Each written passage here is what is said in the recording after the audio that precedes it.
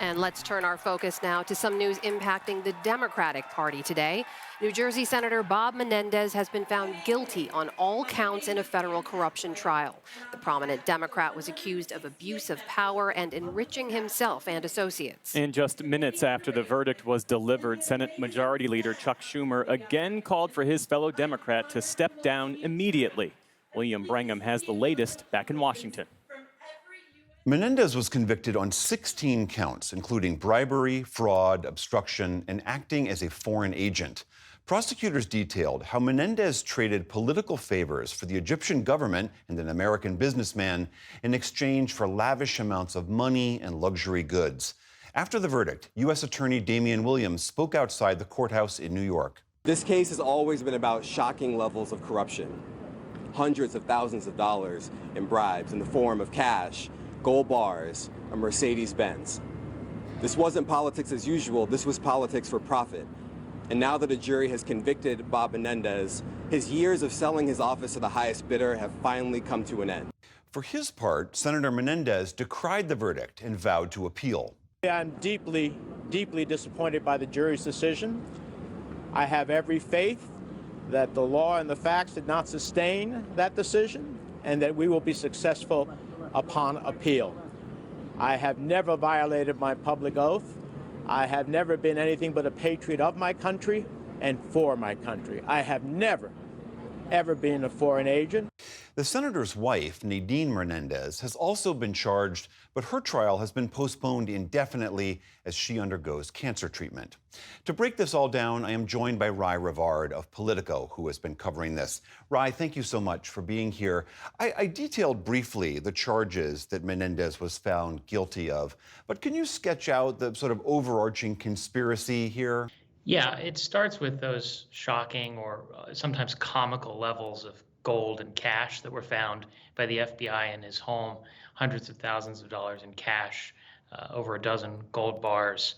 And it goes back to the people that are now found guilty of providing it to him, people who include a prominent New Jersey real estate developer who Menendez helped cement a deal with Qatar, for the benefit of this real estate developer, and a halal meat mogul who wanted a meat monopoly from the Egyptian government to be, allowed by the American government, that he didn't want American officials to interfere in this arrangement. And Menendez made phone calls made a phone call for this person to try and get the USDA to back off scrutiny. And then, there was a Mercedes in his car that was tied to another defendant who pled guilty and testified in this trial, where that defendant wanted Menendez to attempt to disrupt a state investigation of his insurance company. And so there was all of these overlapping conspiracies involving a trio of New Jersey business people who wanted different things from the senator and gave him money and cash to get them.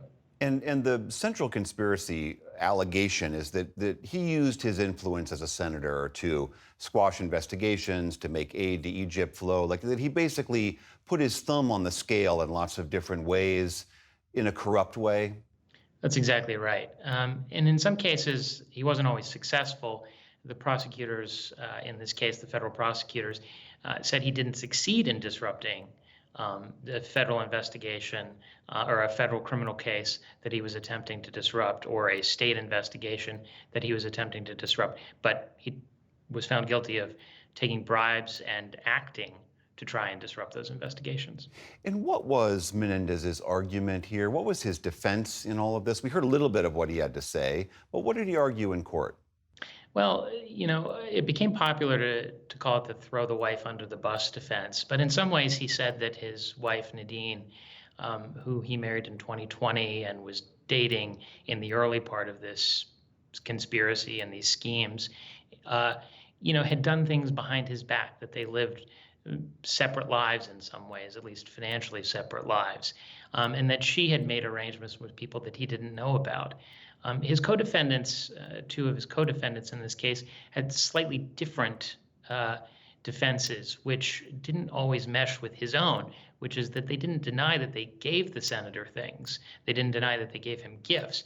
They said that these things, if they gave them, just weren't bribes. They were goodwill gifts, which can be permitted in certain cases by the law. I guess it's a gold bar and a Mercedes-Benz are hard to be seen as goodwill gifts in this case. What happens now? I mean, he says he's going to appeal, but the calls for him politically to step down keep growing louder and louder. Right. He hasn't heeded them so far, although they've obviously intensified in the hours since the jury found him guilty on these 16 counts. He is mounting an independent run for the Senate, but you have, Chuck Schumer, the Senate Majority Leader, suggesting that he should step down.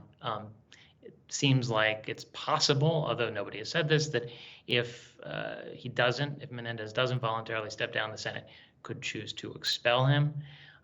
In the meantime, it's hard to imagine that New Jersey is getting effective representation from somebody who's being shunned by their colleagues. And what happens with regards to sentencing? There's got to be a date set for that, and what kinds of time might he be facing for these crimes? If you stack them all together, he's facing over 2 centuries in prison. I think, the lengthiest sentence, the single sentence would be 20 years. You could serve those concurrently. But there's a long way to go, I think, before sentencing. I mean, the sentencing hearing is in October, but there's a long way to go legally. There are appeals of the jury verdict that he wants to make before the judge. Then there are appeals of, the sentence or the conviction that he could make to appeals courts. We have a Supreme Court that's very interested in some of these corruption issues. They've overturned other corruption convictions. And they're interested in re-examining, as we saw in the case involving former President Trump, or examining, in some cases for the first time, novel legal issues around immunity for elected officials. And there is a form of congressional immunity that Menendez has and tried to use, and the judge didn't allow him to use it in certain cases in this trial that he could very well appeal on. And it's an intriguing legal issue that the Supreme Court could be interested in. All right, Rai Rivard of Politico, thanks so much for sharing your reporting with us. Thank you.